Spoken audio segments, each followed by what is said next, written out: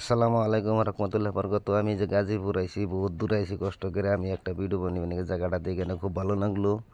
আরও সবাই like share করবেন। যে দেখুন ওটা দুধ কচুর ডাইগার পাতা, রোদ বৃষ্টি নামলে পরে ওটা দিয়ে মাতাল বানাইছি, কীরকম লাগলো কমেন্টে জানাবেন। আর ওটা হইলো আপনার লজ্জাপতি গাছ, আরও তেলা কচুর পাতা যে বেয়ে গেছে, ফুলও ধরছে লজ্জাপতির গাছ।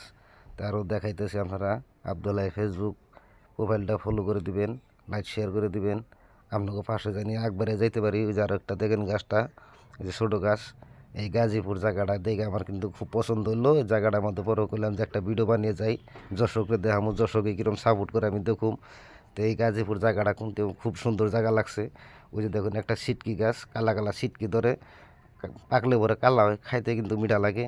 এই যে আর একটা দেখাইতেছি আপনারা দেখেন সবাই, এটা দুধ কচুর ডাইগার পাতা, যেটা ছোটো, খুব ভালো লাগলো। যে লজ্জাপতির গাছের ফুল, ওই যে ওটা দেখাইলাম আপনারা। খুব জায়গাটা কিন্তু আমার পছন্দ হইলো। তো আপনারা প্রিয় বন্ধুরা, আপনারা সবাই লাইক শেয়ার করবেন। ভিডিওটা যদি ভালো লাগে প্রচুর পরিমাণ শেয়ার করে দেবেন। আপনারা সবাই ভালো থাকুন, সুস্থ থাকুন। আর আমিও ভালোই আছি। খুদা হাফেজ। আপনারা সবাই সুস্থ থাকুন।